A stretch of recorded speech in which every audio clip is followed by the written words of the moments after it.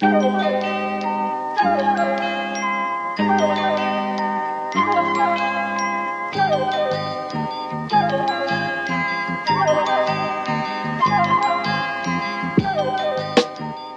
welcome back to this episode of TF. It's the free one. The free one. That's right. We are still doing the voice. voice. You are listening to the free one. The fans love the voice. I hate it. We got someone. Nate and I were packing shirts till 1:30 in the morning yesterday, and someone from That's Australia what they're calling it now. had let. That's right. Yeah, in each other's ass. And then someone on their Wix note had left. I'm just here for Riley and the free one. And so we put a little note in their shirt that said, "It's the free one." Yeah, but you Except still I paid charged for the them shirt. for the shirt. Yeah, that's right. It wasn't free. The note was. It's the one you The note paid was for. free. Yeah, it's the paid one. Oh, that's Bonus. like the hey, none of that on this one. Oh yeah, They didn't pay for it. they didn't No, pay for it. none of that. Come on. Yeah. If you want a shirt or the bonus voice, pay for it. That's right. That's right. We will sell you. It's like you know, on eBay they used to do those things. They'd sell like an Xbox box for like $300. Yeah. You'll get the free one, and the free one's just a note that says the free one. I asked for a free shirt from Trashfuture, and they mailed me a box of dirt with the word puto written on it.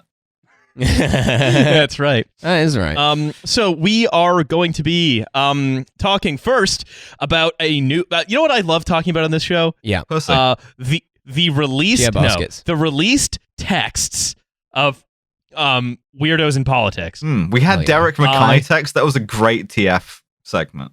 Yeah, absolutely. Hey. I had a lot of fun. Hi. Do you like rugby? Hi.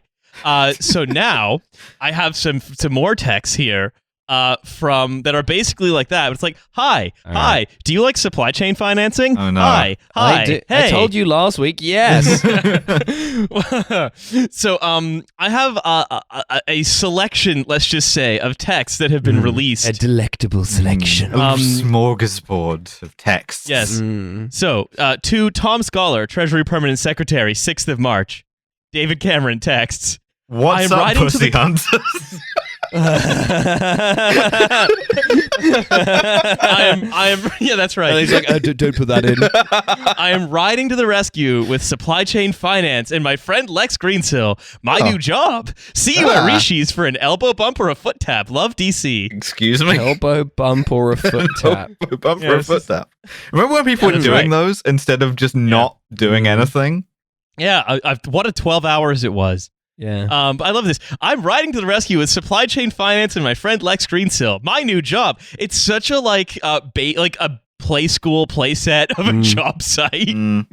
Of just like, I'm going to work. His wife's putting on his clip-on tie. The Flintstone phone, but it's all pictures of guys in suits that you can call. Are you interested in my work at the business factory? Yeah. Yeah. To Tom Scholar, Permanent Treasury Secretary, 3rd of April. Tom Scholar is a head of a name. Again, Greensill have got to know. I'm genuinely baffled. Can I have 5 minutes for a call? This is bonkers. Dear Tom, I wrote you, but you still ain't calling. And I now, wrote the addresses on them perfect. I'm now calling the Chancellor. Gove, everyone. Best wishes, DC. 2, Sheridan Westlake, number 10 advisor, 3rd of April. Hope you're still thriving in the heart of the machine. So David Cameron approximating in the heart of the machine. It's David Cameron approximating how he thinks a normal person talks about David the office. Cameron believes that the government is the Adeptus Mechanicus. Yeah. I also love that he signs all of his texts DC like he's your dad. Hope you're still serving the machine god, DC. Yeah. It's the void dragon that lives at the heart of Britain. Hope you are still thriving at the heart of the machine. Could I trouble you for a quick word? To Michael Gove, Cabinet Office Minister, 3rd of April. Hell yeah. On the same day. This sounds like stuff that you would, like, strangers would send you on LinkedIn. Well, here's another one. Speaking of strangers, to Endorsing Michael Gove for being a cool guy. To Michael Gove, Cabinet Office Minister, 3rd of April. I know you're manically busy and doing a great job, by the way. This is bloody hard. Looking swole, my dude. This is bloody hard, and I think the team is coping extremely well. But do you have a moment for a word? I'm on this number and very free. All good wishes, DC. Oh, yes. He's horny. So desperate. All of these with the 3rd of April. He's doing these on the same day. The texts, so like those two texts that you just read back to back were sent 2 minutes apart. He's just going through the contacts list, just like, hey. Hi.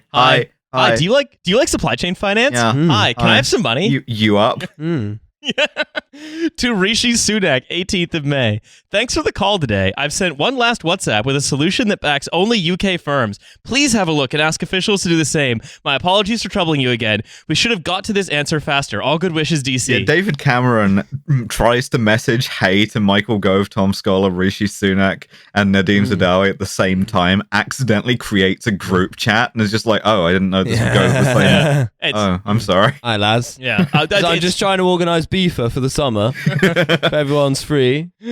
David Cameron basically just like being one of those like copy paste dating app guys who is just hey, I just like some copy pasting some story about him or whatever, opens and with it's a like joke. Yeah, and then it's like, and how are you doing it? Then forgets to sub in job, and it's just like a drop asset. To Nadeem Zawi, vaccines minister, 14th of June. Hi there. Yeah. Well done keeping going in the midst of all this. You've been very solid in the media. To John Glenn, Treasury Minister, 26th of June. Oh, the guy from space?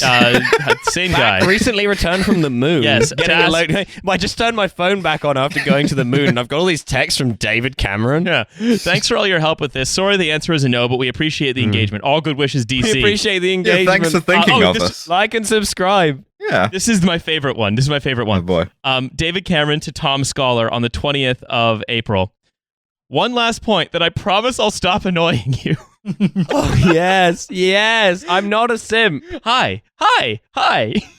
Greensill do early payment in the NHS. All your pharmacies are paid immediately rather than waiting for the cash to the NHS to cough up. That is cash. CASH. Effectively very cheap credit. Wait, did he actually say cash and then CASH? He said cash in all caps. Oh, I thought he said cash and then separate word, then cash with full stops. That would have been cool, yeah. That would have been so cool. Yeah. He's not cool enough. Links Tom Scholar to the YouTube video for Cream. Yeah, he's just doing like fucking like MLM shit. He's like, listen, Tom, if you've got a minute, I have got a scheme that could make you a lot of money. Cash, my friend. That is precisely what he is doing. Allow me to say, first of all, just straight off the bat, this is not a pyramid scheme. Yeah, this is money. Let me just get that out of the way. This is money, baby. Why? MONE. Yeah, MOMY. What's that spell? Right. Loads of money. That's right. So it says that is cash, all caps, into businesses now, capital now, rather than waiting ages for action by banks. You control the bank! You control the money factory! You don't need to wait for, God damn it. Yeah. Honestly, if you guys don't take this, North Haverbrook are going to have it. This so is you should consider the most mark as red ass text. Yeah. I love this. Rishi, David Cameron here. Can I have a quick word at some point? This is also on April 20th. He basically has his like, time to go into my texting shed and harass everyone in government. Rishi, David Cameron here. Can I have a quick word at some point? Call anytime on this number. Treasury are refusing to extend CCFF to include supply chain finance. Wait, is in CCF? CCFF. I'm trying to the fucking Eaton rifles are being supply chain finance now. Greensill Capital, a British fintech success story, who I help, are the champions of this. Who I help. He is, and plus me. You know what? You know what's going on here, right? Mm-hmm. David Cameron is the governmental Umarell. You know those guys in Northern Italy who, once they're retired, they, stand on the outside of a construction site with their hands behind their back, watching and going, I could do that. You've done that wrong. Because they can't give it up. Because they refuse to, admit that they're out, right? That's what he's doing. He can't stop.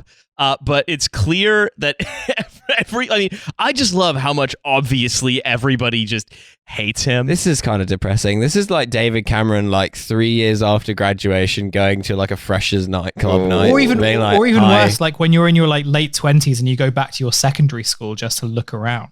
Yeah. Oh, god damn. Almost makes you feel sorry for him. Here's another couple of funny ones. April 20th. Sent on 354 from David Cameron to Jesse Norman. Jesse, David Cameron here. Sorry, David A. Cameron here. David A. Cameron. David the Cameron. David the Cameron. Just in case you get confused with the other ones. Yeah, David Ukraine. Archbishop of Canterbury, David a Cameron. Yeah. Have you got a moment for a quick word? This is a problem for SMEs you can help solve. Thanks. Best wishes. DC. April 20th. 3:56 p.m. wow. David Cameron texts Sheridan Westlake. Sheridan, DC here. Could you give me a quick call? There's a looming problem you can help solve. Just knocking at every fucking door. Two wishes, 2 minutes apart. Yeah. Sheridan, DC here. You have a parcel for which there's a £2.30 postage charge. If you just click through to this link. Sorry, you were out. Yeah. And you know how many texts there are? I've just read some of these texts. You know how many there are total? How many? Like 78. The most recent text that I got on this phone was, "Hello, Miss Alice Caldwell Kelly. We're here to help you with your overdue gas and electricity bills." And I want to read the rest of that more keenly than any of these people have wanted to read one of David Cameron's texts. Alice, look, read the start of the message as it went. It was, "Hi, Alice, DC here. I'm here to help you. Can I have a quick word about your overdue gas and electricity bills? Yeah. I could supply chain finance your gas and utility bills. Think we can really help your overdue with the overdue gas bill situation. Lots of love. Let's have an elbow bump soon, DC. Ignore. Hope you're thriving in the heart of the machine. Brackets podcast. My God, the heart of the machine. Brackets trans. I wish Scottish Gash would offer me a Scottish Gash. Scottish Gash. Scottish Gash. You certainly wish that the government would give you one of those. I'm getting pushy piped straight into my home. You know what? I'm gonna fucking change the name of the group chat myself. Thank you very much. I'm getting. The trouble is, Belarus have turned off the gas supply. There's no pussy in any West Lothian.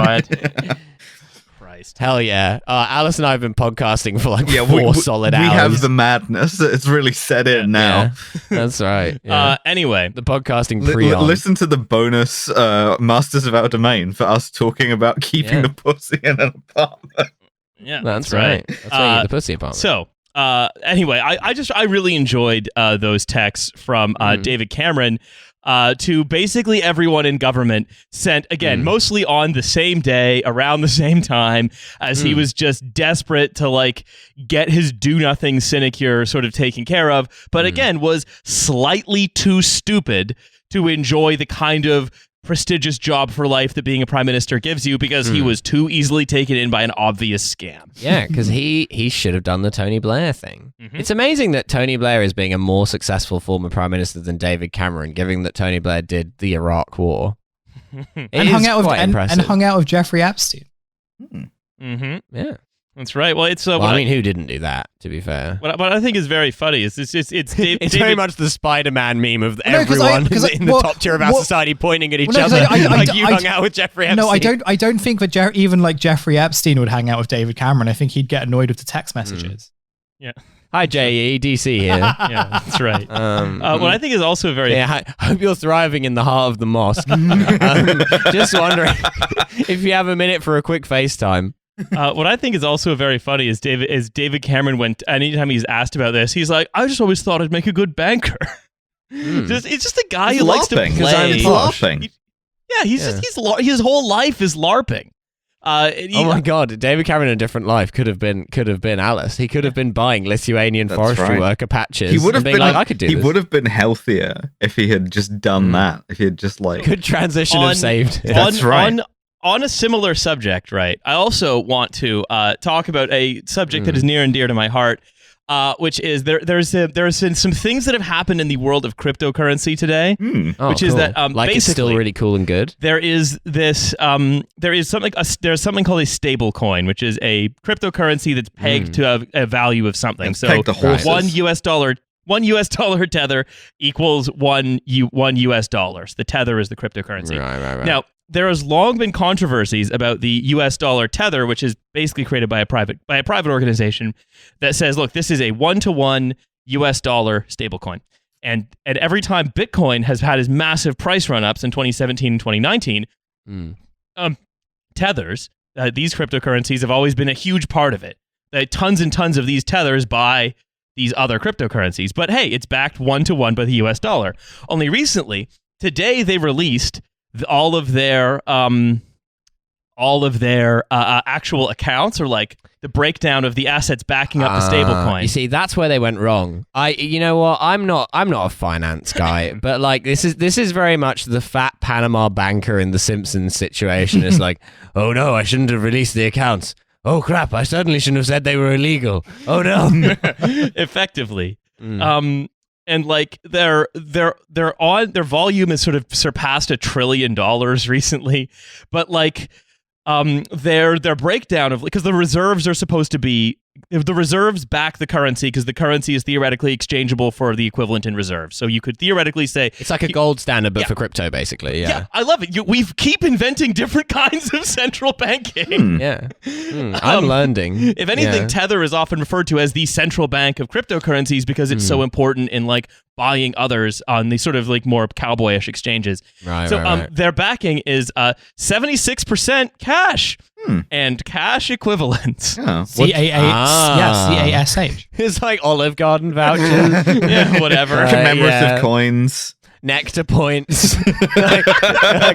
Actually, Milo, you're kind of not far wrong when you say nectar. No. It's 76% dollars and then 24% Love Honey reward points. Oh, Alice. Oh, I sweet summer child. It's not 76% dollars. That cash and cash equivalents is about 2.7% dollars. Okay. No, sorry, 3.87% rather. 3.87. And then there are other things that are cash equivalents, like American government debt is a cash equivalent because it's very liquid and it can never really fail. But that's only 3%.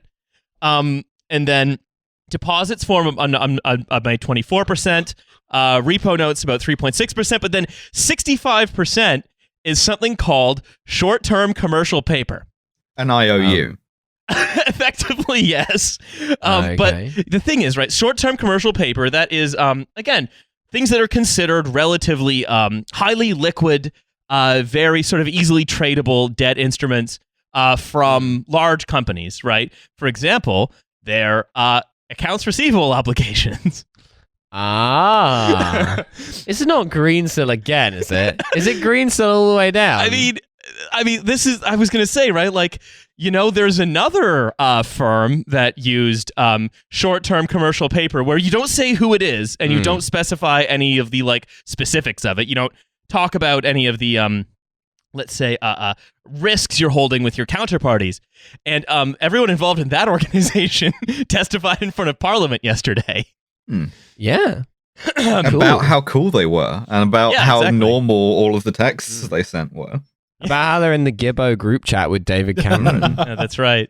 Hi, Gibbo. I hope your heart's thriving in the heart of the dick. I was wanting to be free for a quick touch base. Yeah, to touch bases. Yeah, touch our bases to each other. Yeah, so this is very amusing to me. Largely because it's like, oh yeah, it's just, they're just like, yeah, it's I don't know, hot dog debt basically. It's like, yeah, who can say what's actually in there? Who are they lending to? What is that? Yeah, it's more Greensill type shit essentially. Commercial paper, unknown maturity, unknown credit quality, could be Sanjeev Gupta for all we know. But hey, that thing, it's almost very satisfying to me where it's like, oh hey, this big dumb part of the economy, like all the Greensill stuff, right? Oh, this big dumb part of the economy that you know is clearly fake, it turns out it's fake. The same thing with like this, not all of the crypto market, but like certainly whatever bit of it that the US dollar Tether is involved in. Hey, that's big stupid thing that was clearly fake, it's for the same reason. Well, because this also comes the same fucking few days as when Elon Musk went on SNL and tanked the value of Dogecoin by pointing out that Dogecoin is a stupid scam. And then everyone who owned Dogecoin going, wait, what? And I feel like they, to use another Simpsons reference, are having the moment where like Marge is like, you've spent more on temporary tattoos over the years than you have on presents for me. And he's like, but Marge, it was worth it. And then starts looking all over his body for the tattoos that are no longer there. And he's like, where have they gone? And I feel like that is basically the experience of being a Dogecoin guy. But it's not just that also. I mean, the day, and here's where I put my tinfoil hat on. Oh, right? Okay. I am not alleging a connection between any of these two events. I'm just wearing this stylish tinfoil hat. But Elon Musk announced that basically Elon Musk made Tesla profitable by basically selling a bunch of Bitcoin he'd invested in. Okay. Right.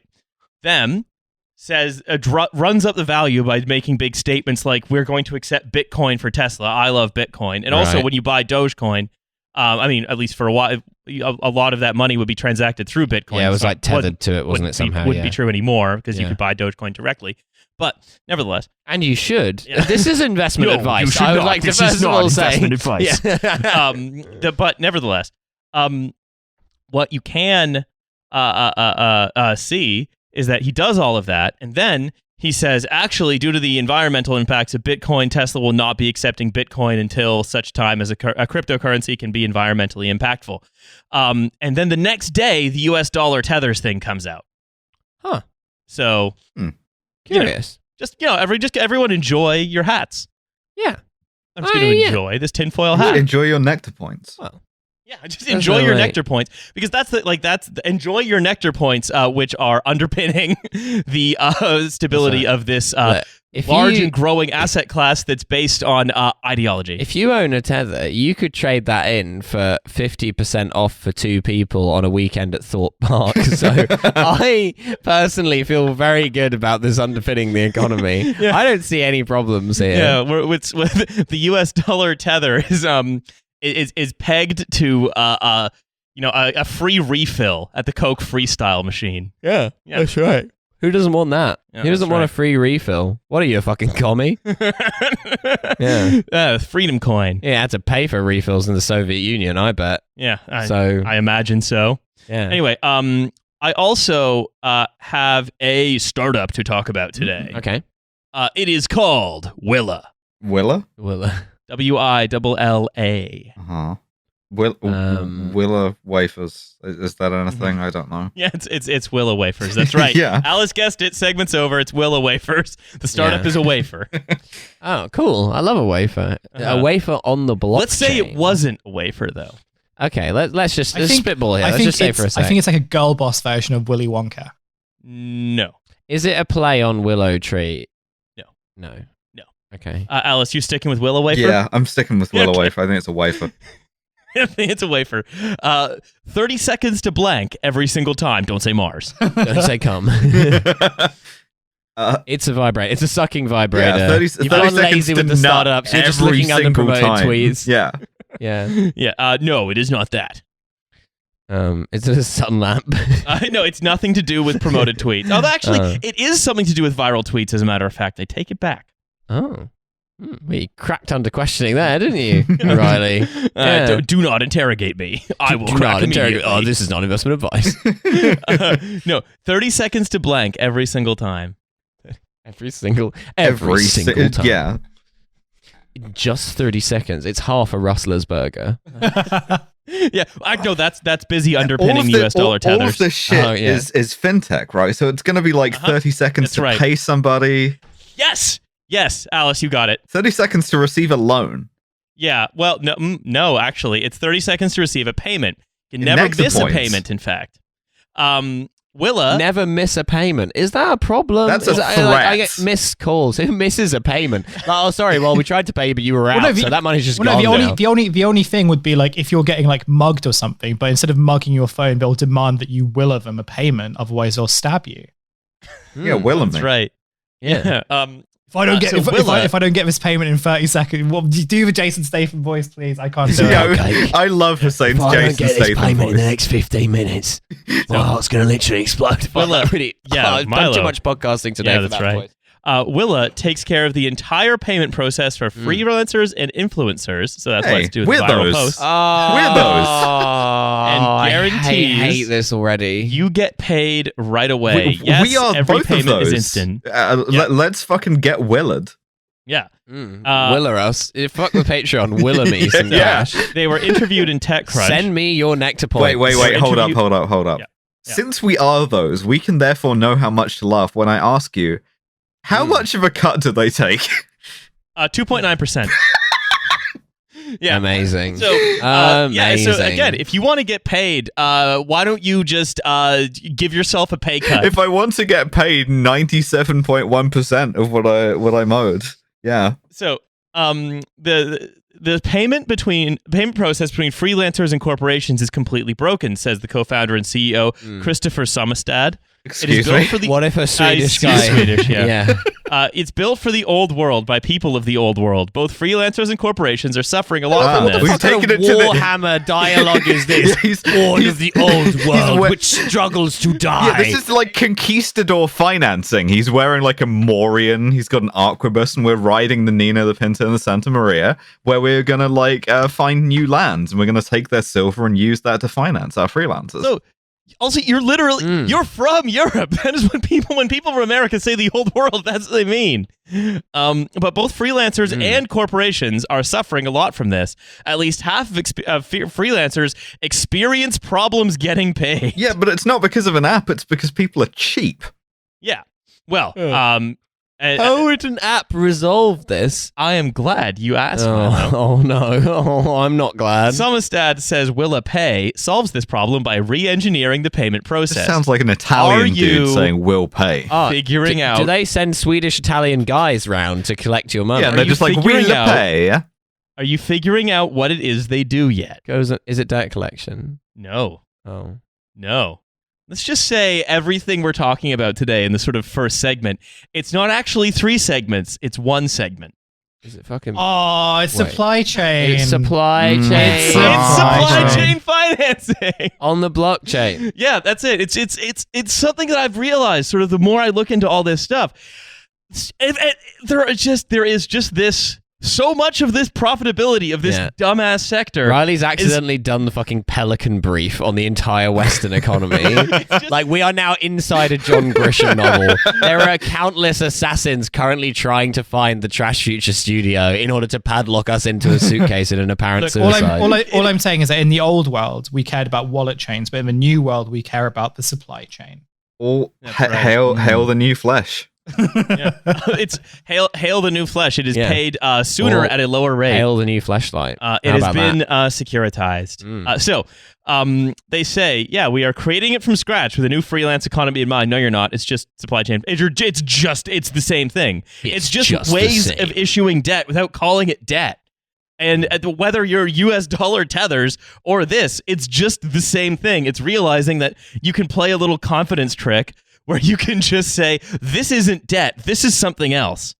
You call that debt? Well, this actually isn't debt, it's something else. I know it looks similar to what you're holding there, but it's actually not, so don't even worry about it, mate. Remember Pipe? They said, we're not selling debt, we're selling Pipe? we're selling recurring revenue CEO streams. Roland de la Pipe. Yeah, that's right. Roland de la Pipe, Roland de la Whip. So, hello, would you mind rolling into my whip for a second? How can Willa guarantee that I'll get paid? It can't. Well, it can for now, which is that we're backed by one of the world's leading venture capital firms, EQT Ventures. This means that our financing is secured by both access to external capital and with the receivables we buy from our customers. So what they do basically is they buy your receivable, much as, a factor would, and then they collect that money subsequently. Yeah, I mean, assuming that you have a receivable. Yeah, well, you would, because I write you I do some copywriting for you for £1,000. I say to Willa, please pay me this £1,000, and then they'll say, how about we pay you like $950 or whatever, and then Willa goes and collects £1,000 from you. No, sorry, the point I'm making here is slightly different, which is that obviously, like, there is an issue with freelancers getting paid in a timely fashion, but Willa was seeming to imply that they were going to organize a problem of freelancers getting paid, which is more of a broad position of people just will not let you invoice them because they'll be like, no, you did that for free. Mm-hmm. Like, that's not a receivable. Yeah, that's just true. That's just nothing. Yes, of course. You can supply chain finance that exposure. Yeah, that's right. I mean, getting paid in exposure or getting paid in nectar points is such a great choice. Yeah. Well, you can get paid, and now you can get paid in all kinds of dumb stuff. It's never money, and it's never the amount of money you're expecting. No, not at all. It might be 97.8% of that. That's right. So it is, but the point here, right, is that a company like this, again, it's not really a company. What it is it allows EQT Ventures. It's a prank. It's a scam. Yeah. It's a joke, a prank. Or it also allows EQT Ventures welcome to Jackass. We're taking Phil's receivables and we're buying them. He has no idea. We're launching a firework into fucking Wee Man's receivables. Is what we're doing. This entire invoice was just written by Don Vito with his own shit. What it does is it allows this venture capital firm to be a bank. Cool. Like without any banking regulations. Oh heavens, no. They're not lending money. They're buying receivables. Yeah, because like I love so much that all our financial regulators work on the honor system that a bank is something with a sign that says bank outside. Yeah, EQT Ventures isn't a bank. Look, it says EQT Ventures. Willa is not a bank. It's a tech company. Yeah, it's a way that you get paid, but it's not a bank. Also, we're not charging interest. We're charging a service fee of 2.9%. But it's just basically just Islamic banking. Yeah. Yeah. Well, what's also funny, though, is that it isn't money lending in the sense that they are buying something off you. So once they buy your receivable, you're no longer, you've taken your 2.2% hit or whatever, but you're no longer on the hook to them. Mm-hmm. And the only person on the hook to them is your supplier or your the person who's supposed to pay you, right? But the thing is that the reason you as a freelancer sold them that in the first place was because that motherfucker was not paying you. This is like a company that's like, we want to lose money. Yes, literally, yes. We are looking. Yeah. This is the shit that like collapses entire sectors of the economy. This is the machine that kills hotels, but instead it's the machine that kills freelancers. No, it's the machine that kills places that employ freelancers. Hope you're doing well in the heart of the freelancer employing machine. Best David Cameron working for them, but just as like a debt collector. He's just chasing people up in a really... Right. What if we could touch base about that 250 quid? Very annoying. By being just one of the world's most annoying men. David Cameron again said, like, actually, I did get the bag in, and you didn't chip in. So if we could, a bag of what? Legally, we cannot say. So look, that's all I had to say about Willa. Yeah. But look, I want to say one. I think it's important also to let the good news shine in when it happens.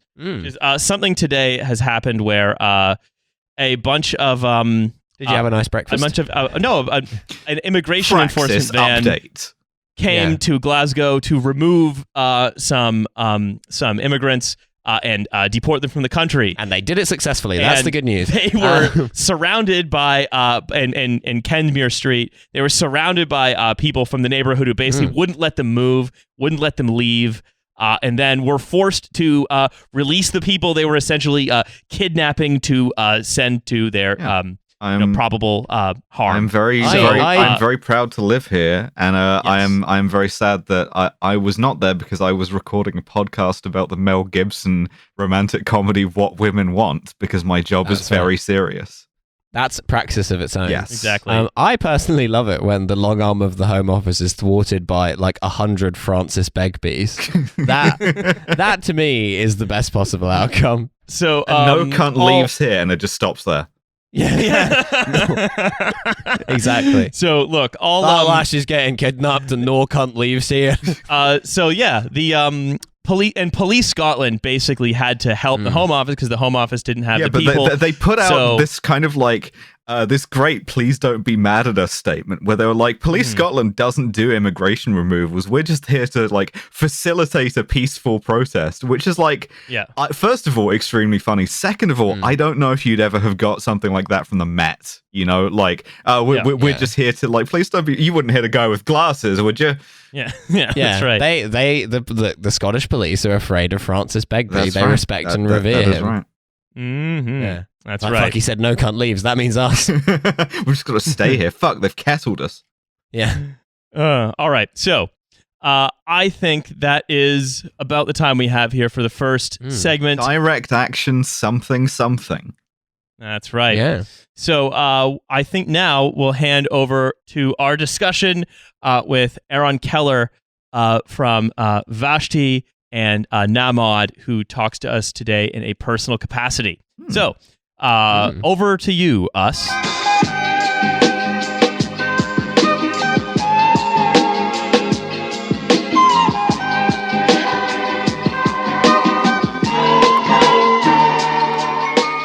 Hey, and we are here in the closing segment of our show with Aron Keller from Vashti and Namad, who is here in a personal capacity. Aron, how's it going? Good, thanks for having me. Yeah, views my own, as they say.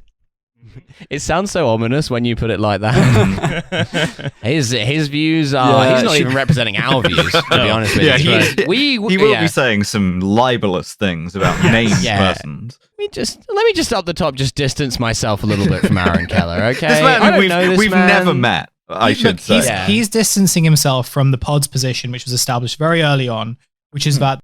That's true. Yeah. That's right. That is true. And that is the one-state solution. That's right.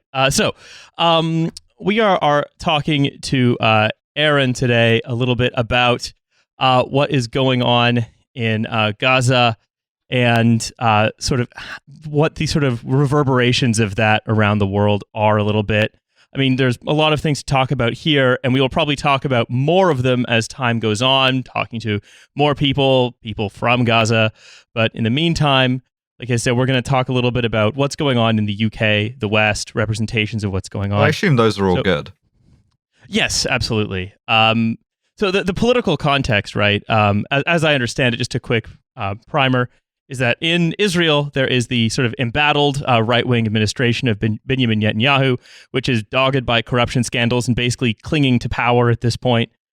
You have a restive and increasing nationalism, the expansion of settler activity into Palestinian homes and land to put it under further occupation.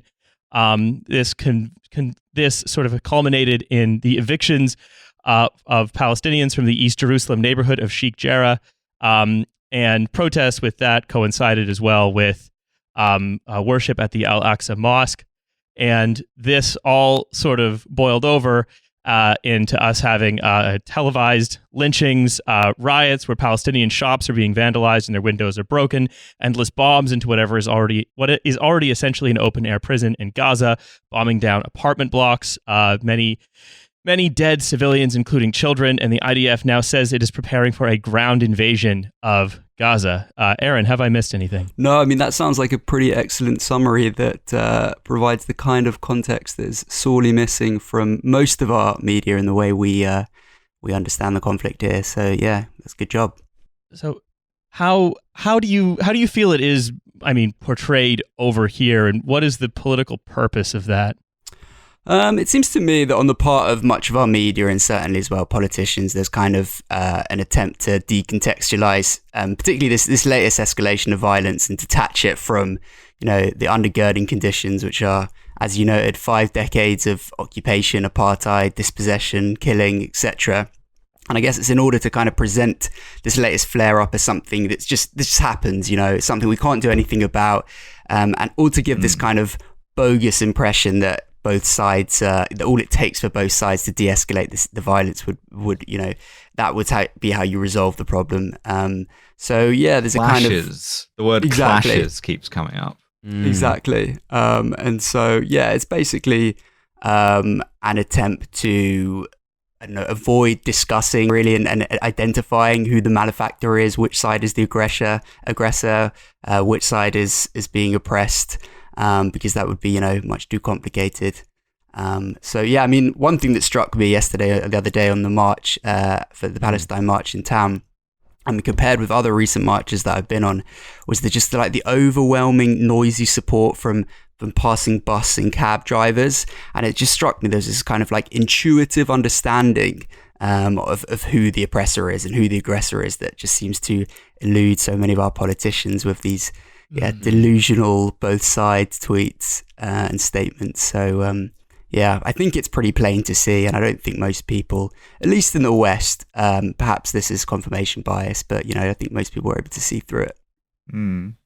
Well, we have this thing on the show that we keep talking about how the political tendency lately is for masks to come off, right? And instead of saying, well, the bad things aren't happening, it's now to worldwide and across political tendencies be like, oh, well, they are happening and they're good, and it's funny that you're upset by them. And do you think that's correct? I mean, yeah, there seems to be, in terms of some of the Hasbara propaganda that you see coming out, for example, the IDF account, there seems to be no attempt to really hide the atrocities that are being committed in Gaza. Really, they're just reveling in them. You've seen those, I don't know if you saw that meme where there's a kind of before and after photo with the IDF sort of taunting Gazans for having just collapsed a 13-story building. So yeah, it does seem to have been certainly a shift in the way Israel is trying to represent what it's doing in the world. But yeah, I'm sure that's a tendency more broadly. It's almost like a populist, right-wing populist framing of war crimes in a way.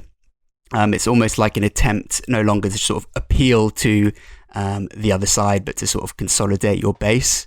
And that seems to be kind of, what that did. In the interests of balance, we do have to say that building was a terrorist. I mean, this is the thing, right? Is that like it's very funny that they've sort of outgrown this whole narrative that was quite successful for a few years of actually calling Israel-Palestine is the same as misgendering a trans person, and your activism isn't intersectional if you don't support the IDF, and so on. And that's just gone. Like, those people are still there, but they're sort of like they've been outgrown. No, the guy being like, protesting for Palestine is like doing bi erasure somehow. Yeah. And instead of that, it's just like, triggered much, which is refreshing, I suppose. The IDF Twitter account, I do think, is a fascinating artifact, because remember that meme a couple of years ago where they were rope-tied defense, the list of dangerous things that Palestinians do. Well, there was another example of rope-tied defense logic, or that I saw. I mean, God, this is so fucking dark to say. News reporters just being like, we hate to see rope-tied defense. This is really awful, actually, where they were like, among targets hit in Gaza was a school that contained a, quote, terror tunnel. I mean, it seems like the level of effort going into sort of obscuring what's going on here is really sort of becoming quite minimal, right? It is the naked application of force, essentially. And then that this is, it's very easy. There are lots of ways to try and sort of divorce this from the actual politics on the ground.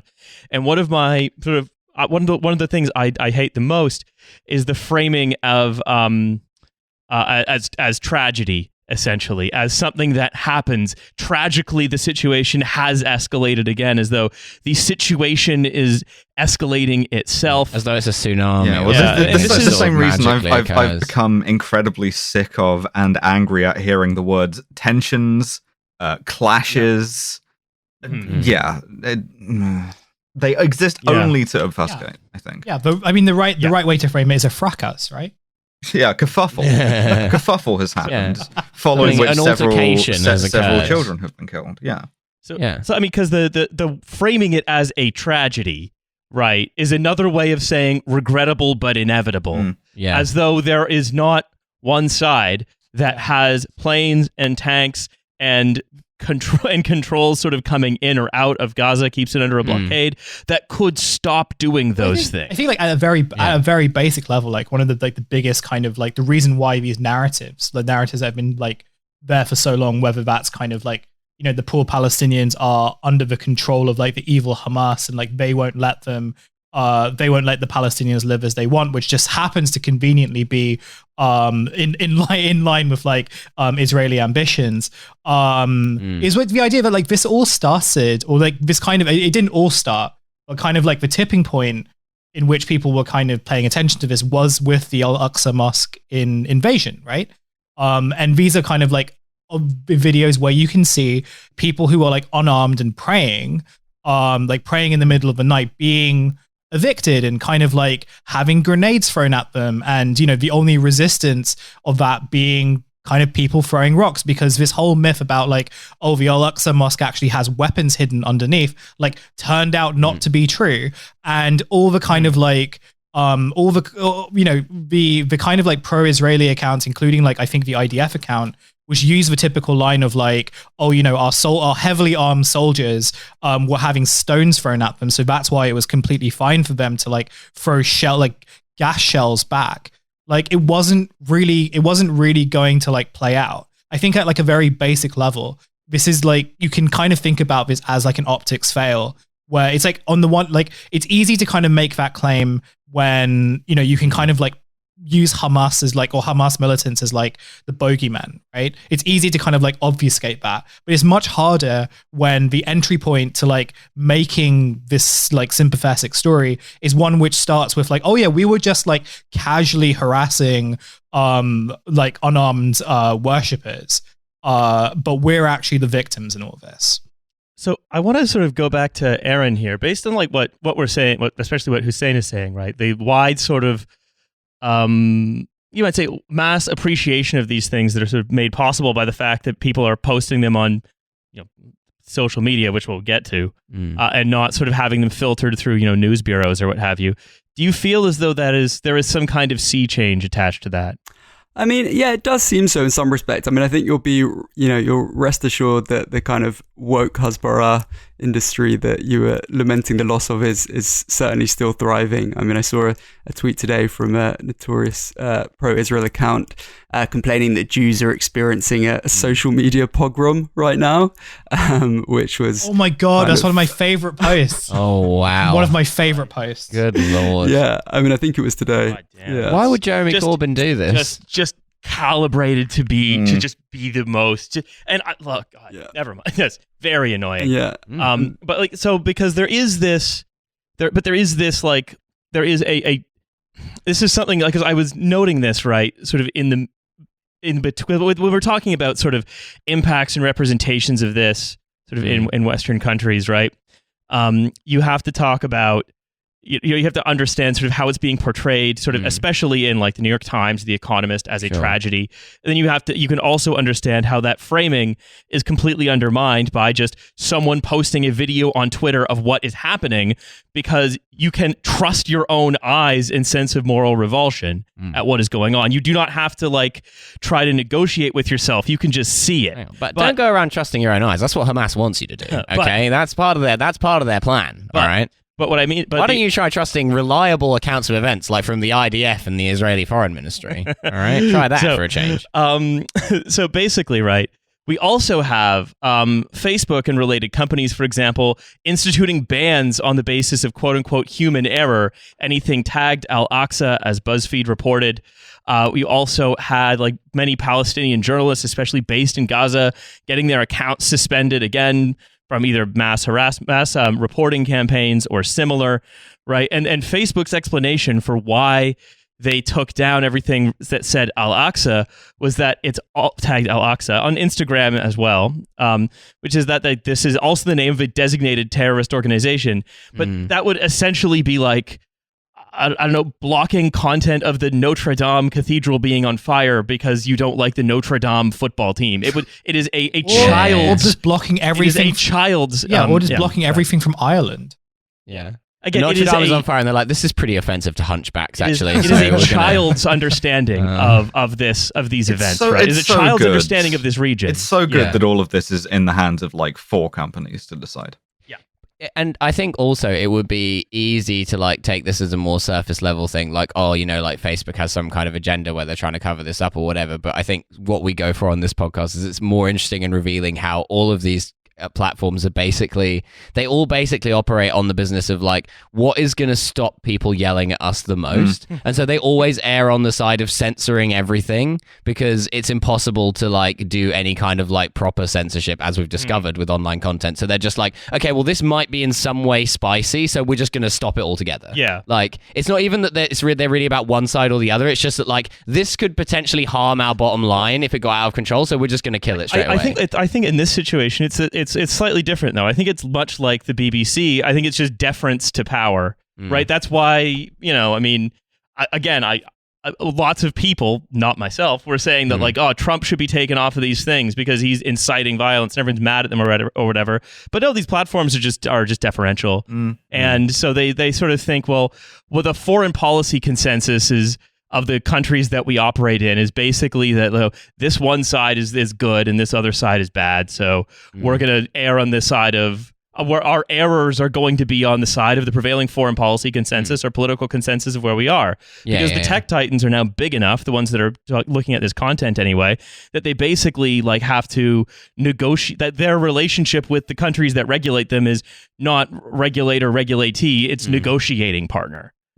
So so it is all of these decisions sort of, chalked up to human error are, deeply political. And I think it's quite revealing that all of those human errors sort of all went to one side. Right. Yeah. And I think in some respects, in the case of Facebook, it's fairly transparent. We know that the ministry, the sort of nebulously named, Ministry for Strategic Affairs in Israel works closely with Facebook. And, there was 120 right-wing NGOs that applied pressure to Facebook to adopt the IHRA definition of anti-Semitism, and which is, full of problems in terms of encouraging the conflation of anti-Semitism with criticism of Israel. And so it's wholly unsurprising that this is ultimately, the result. I had a friend of mine messaged me yesterday saying that he follows some big Facebook football meme group. And there was a picture suddenly that appeared of the Celtic Stadium kind of draped with Palestinian flags. And within minutes, it seemed to have disappeared. So, yeah, I think it's kind of wholly unsurprising and very much something... Facebook is pro-Rangers, actually. Yeah. And something that we should be taking up with our governments, basically. A couple of days ago, in the midst of this escalation of violence in Jerusalem, I think it was in the Queen's speech, the government announced its measures to... basically prohibit public bodies from endorsing BDS, and that again is sort of like partly under the guise of the IHRA. But we can, this is something we need to be, Sayyida Warsi should be commended for that kind of intervention, but it's going to take more than a kind of code of conduct for criticizing Israel to kind of resist these kind of measures, and it's something we really should be taking up with our own governments. It's very depressing that the only people who are like, my posts are being censored and this is a free speech issue, are the people who are not really being censored, but are just sort of right-wing cranks who are like, why am I shadow banned on Twitter? Well, and also a lot of questions are being raised by my shirt that says Jews and Israel are the same thing, brackets non-anti-Semitically, which are already answered by my shirt. Yeah. And also I think it's probably worth saying that it's not saying like Facebook answers to Israel or anything like that. It's just that there is a Western foreign policy consensus. Israel is an imperial proxy state. And so, that generally speaking, it's almost the same thing as like that's why one of the other reasons like it's difficult to get them to air a lot of stuff about Yemen, why like lots of reporting about Yemen also gets taken down in the same way, because Saudi Arabia is also a Western proxy state. Well, it's the same thing as the thing we did on the London mayoralty election of who do you vote for that is going to cut the numbers of police. Nobody. Which US presidential candidate, brackets non-crank, right, was going to campaign seriously on cutting military aid to Israel? Even Bernie Sanders was kind of like, I'll just do more oversight. Yeah. That's right. So there's this phrase in sort of U.S. politics, because the U.S. being the imperial metropole, really, the U.K. being a sort of client state of a different sort. Oh, what? Right. Well, the phrase is politics stops at the water's edge, which basically means that foreign policy is sort of that your foreign policy sort of isn't decided as to whether you're a Republican or a Democrat. Not really, right? But what that really means, so you support American interests abroad.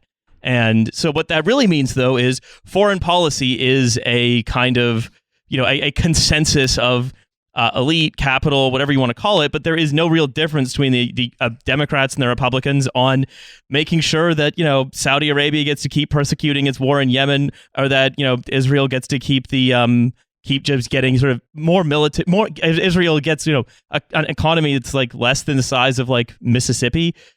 Still gets like billions somehow in military more aid. Racist. Yeah. It's the idea like no empire serves anyone's interests, right? The empire certainly doesn't serve the interests of the people who are imperialized, and the empire doesn't even serve the interests of the people who are like working class at home. It's pretty good if you're a missile manufacturer. You've got to give them that much. That's cool for them. But But you don't get that political choice because, both Tony Blinken and Mike Pompeo, they both buy MDMA from the same guy in capri pants who lives on the beach in Tel Aviv. Yeah. Right? Have a nice hug. It is the same. It is basically the same. And, so that's why I sort of go back and forth on like this, yes, the prominence of sort of social media journalism in places like Palestine has like, the Gaza Strip especially, has created sort of a broader idea that like this is not the kind of thing that ought to have. It's not the kind of thing that ought to have our consent, in as much as the politics of this country are sort of affected by the politics of ours, right? But on the other hand, so the question of whether or not that content is being censored is at first blush an important one.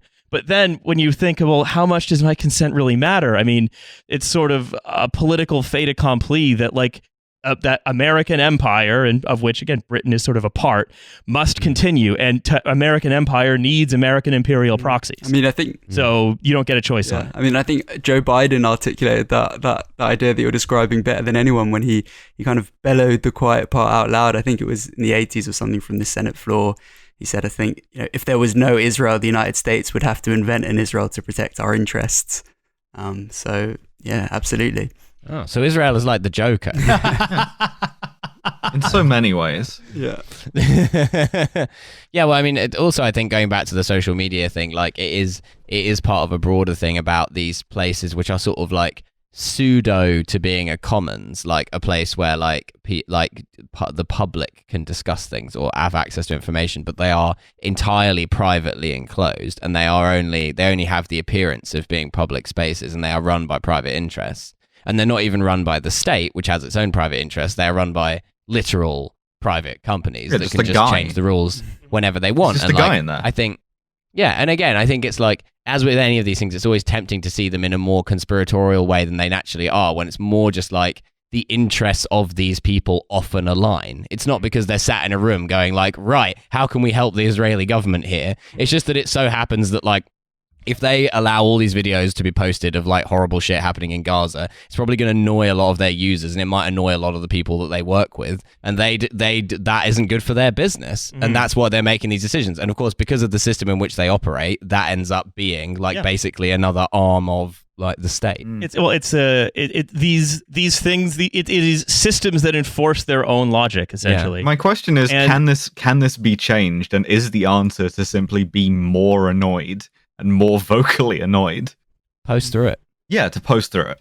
I mean, to a certain extent, I mean that's what that's what the Israeli government seems to be doing. They're as you said earlier, they're sort of like posting strategy. They have no sort of interest in sort of obtaining public consent for those sorts of positions.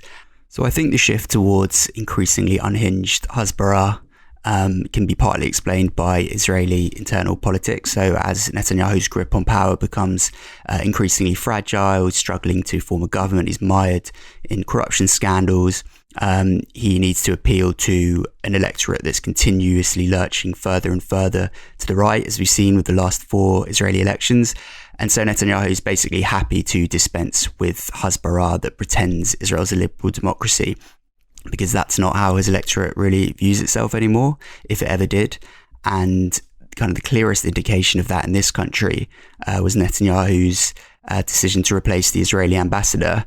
He replaced the silver-tongued Australian-born Mark Regev with Zippy Hotovelli, who's one of the most brazen exponents of the ultra-nationalist Greater Israel Project. She's called Arabs thieves of history. She's denied the Nakba. She supports this extremist organization, Lahava, that we've seen leading the charge with these lynch mobs. She insults non-Orthodox Jewish denominations. Her appointment was basically Netanyahu telling the UK, we really can't be bothered to even try and defend ourselves anymore. And so what Na'amod has been doing, and for context, Na'amod is a movement of British Jews seeking to end Jewish communal support for the occupation. And one of the things we've been doing recently is campaigning to basically make Zippy Hotovelli persona non grata in the Jewish community. So, for example, picketing events where she's been invited to speak at Jewish denominations, and to basically just try and draw a wedge between the Israeli far right and its support in the diaspora. But I don't know, I do think it does. I do think we're sort of witnessing a bit of a sea change in terms of, every tweet that's ratioed by the IDF or that's, by, Keir Starmer with his like weak both sides intervention. I think it does serve to kind of create a bit of a sea change, and particularly in a year where people have been so, where sort of instances of racism have been metabolized in such a way over social media, particularly over Black Lives Matter, and it sort of created such a kind of emphatic consensus. You've got personalities like Bella Hadid and Dua Lipa posting on this. I mean, I do think that, like, for all its, I'm not super optimistic that it's going to lead to any sort of international sanctions or anything, but in terms of shifting consensus on the issue, yeah, marginally optimistic. But yeah, as for facts on the ground, I don't know. I suppose it's the question always is, how do you translate that shifting sort of moral and political consensus among a sort of, certain slice of politics, at least, but a sort of, I'd say, an increased stridency, and also potentially, like you say, Aaron, like an increased awareness in the right direction. How do you translate that to political gains when that's sort of not electorally on the table? And, I don't see that happening anytime soon. But it is the tools that it is the tools that we have to work with, essentially. These are the democratic tools at our disposal. What you have is your consent, and you can withhold it. And what you have is the material things you have, and you can share them. And there will be a link to some organizations, helping people in Gaza in the notes of this episode as well. So do look at that. And it's one of these things where I think there is I don't know, like I said earlier, you have to trust your eyes as to what's going on, and you have to trust your own moral compass that it is, it is morally revolting. And if you believe all of those things, then you must do what you can, which is you must withdraw your consent as much as possible for it to be happening. You must do it loudly, and if you can materially help at all, to do that as well. And just continue to look for the opening to change that sort of level of acceptability, right? To fight to remember that foreign policy doesn't have to stop at the coast. It doesn't need to. It can be otherwise. It's just that it is really fucking hard. Yeah, got to win the war with France first. So to finish this off, I know you mentioned Saeed Warsi earlier.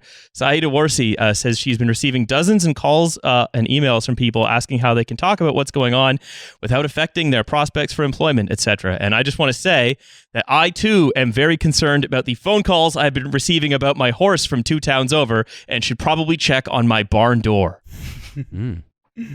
Yeah, is your refrigerator running? Absolutely. Anyway. So I think that's probably all we have time for in this segment. So, Aaron, where can people sort of find Vashti? How can they get involved to support that organization and other worthy causes? You can find Vashti on all good social media. You can follow Natamod as well. But yeah, in a week like this, particularly important to emphasize and elevate Palestinian voices. So through Natamod, you can find. Be redirected to a lot of fantastic journalists and organizations that are on the ground, and whose information you should really be trusting. And I also think that's all the time we have left for on this episode as well. So thank you very much for listening.